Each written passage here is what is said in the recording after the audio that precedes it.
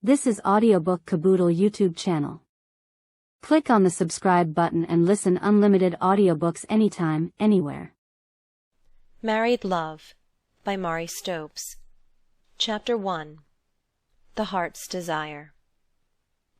She gave him comprehension of the meaning of love, a word in many mouths, not often explained. With her, wound in his idea of her, he perceived it to signify a new start in our existence, a finer shoot of the tree stoutly planted in good gross earth, the senses running their live sap, and the minds companioned, and the spirits made one by the whole-natured conjunction. In sooth, a happy prospect for the sons and daughters of earth, divinely indicating more than happiness, the speeding of us, compact of what we are, between the ascetic rocks and the sensual whirlpools, to the creation of certain nobler races, now very dimly imagined. George Meredith's Diana of the Crossways, Chapter 37. Every heart desires a mate. For some reason beyond our comprehension, nature has so created us that we are incomplete in ourselves. Neither man nor woman singly can know the joy of the performance of all the human functions. Neither man nor woman singly can create another human being. This fact, which is expressed in our outward divergencies of form, influences and colours the whole of our lives, and there is nothing for which the innermost spirit of one and all so yearns as for a sense of union with another soul, and the perfecting of oneself which such union brings. In all young people, unless they have inherited depraved or diseased faculties, the old desire of our race springs up afresh in its pristine beauty. With the dreams and bodily changes of adolescence come to the youth and maiden the strange and powerful impulses of the racial instinct.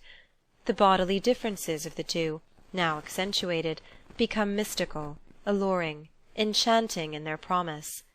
Their differences unite and hold together the man and the woman, so that their bodily union is the solid nucleus of an immense fabric of interwoven strands reaching to the uttermost ends of the earth, some lighter than the filmiest cobweb, or than the softest wave of music, iridescent with the colours not only of the visible rainbow, but of all the invisible glories of the wave-lengths of the soul. However much he may conceal it under assumed cynicism, worldliness, or self-seeking, the heart of every young man yearns with a great longing for the fulfilment of the beautiful dream of a lifelong union with a mate. Each heart knows instinctively that it is only a mate who can give full comprehension of all the potential greatness in the soul, and have tender laughter for all the childlike wonder that lingers so enchantingly even in the white-haired. The search for a mate is a quest for an understanding heart clothed in a body beautiful, but unlike our own. In the modern world, those who set out on high endeavours, or who consciously separate themselves from the ordinary course of social life, are comparatively few, and it is not to them that I am speaking. The great majority of our citizens, both men and women, after a time of waiting, or of exploring, or of oscillating from one attraction to another, settle down and marry. Very few are actually so cynical as to marry without the hope of happiness, while most young people, however their words may deny it, and however they may conceal their tender hopes by an assumption of cynicism, reveal that they are conscious of entering on a new and glorious state by their radiant looks and the joyous buoyancy of their actions. In the kisses and the hand-touch of the betrothed are a zest and exhilaration which stir the blood like wine. The two read poetry, listen entranced to music which echoes the songs of their pulses, and see reflected in each other's eyes the beauty of the world. In the midst of this celestial intoxication, they naturally assume that, as they are on the threshold of their lives, so too they are in but the antechamber of their experience of spiritual unity. The more sensitive, the more romantic, and the more idealistic is the young person of either sex, the more his or her soul craves for some kindred soul with whom the whole being can unite. But all have some measure of this desire, even the most prosaic, and we know from innumerable stories of real life that the sternest man of affairs, he who may have worldly success of every sort, may yet, through the lack of a real mate, live with a sense almost as though the limbs of his soul had been amputated. Edward Carpenter has beautifully voiced this longing. That there should exist one other person in the world towards whom all openness of interchange should establish itself, from whom there should be no concealment, whose body should be as dear to one in every part as one's own, with whom there should be no sense of mine or thine in property or possession, into whose mind one's thoughts should naturally flow, as it were to know themselves and to receive a new illumination, and between whom and one's self there should be a spontaneous rebound of sympathy in all the joys and sorrows and experiences of life. Such is perhaps one of the dearest wishes of the soul. From Love's Coming of Age. It may chance that someone into whose hands this book falls may protest that he or she has never felt the fundamental yearning to form part of that trinity which alone is the perfect expression of humanity. If that is so, it is possible that all unconsciously he may be suffering from a real malady, sex anesthesia.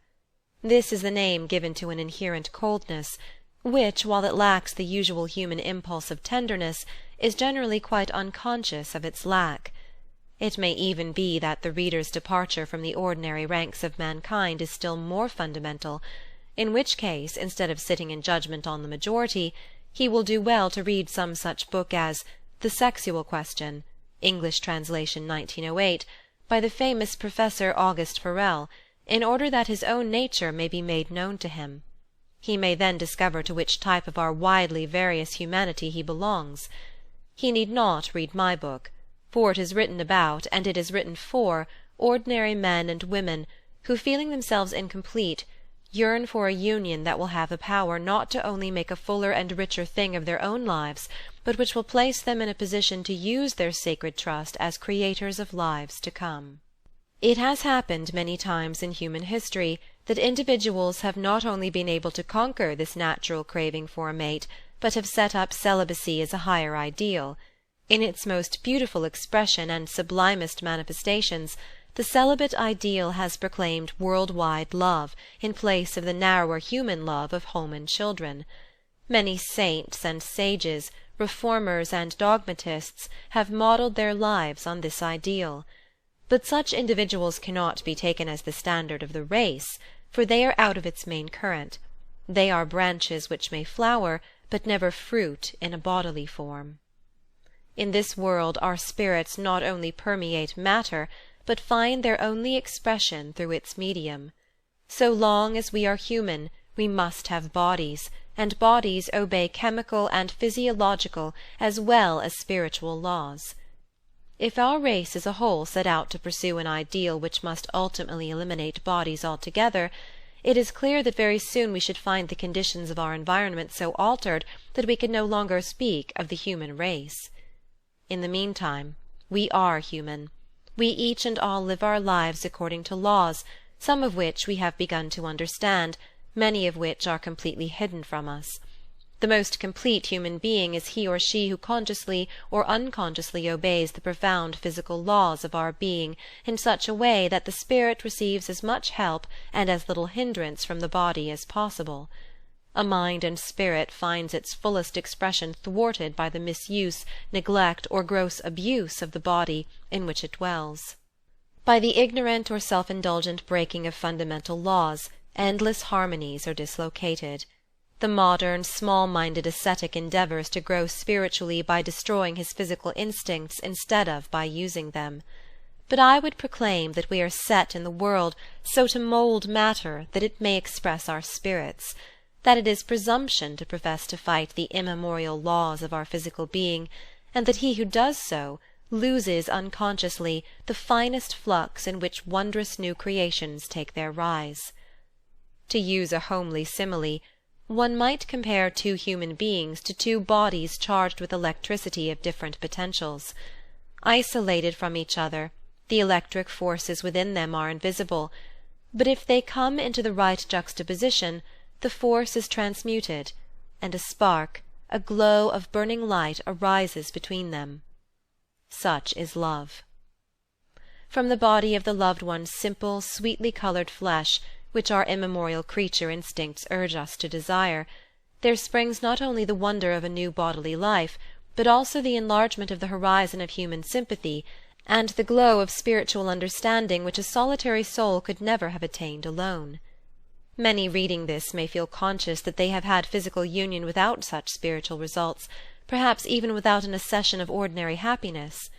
If that is so, it can only be because, consciously or unconsciously, they have broken some of the profound laws which govern the love of man and woman. Only by learning to hold a bow correctly can one draw music from a violin. Only by obedience to the laws of the lower plane can one step up to the plane above. This was Audiobook Caboodle YouTube channel presentation. For full audiobook, check out our playlist section. Links in description below.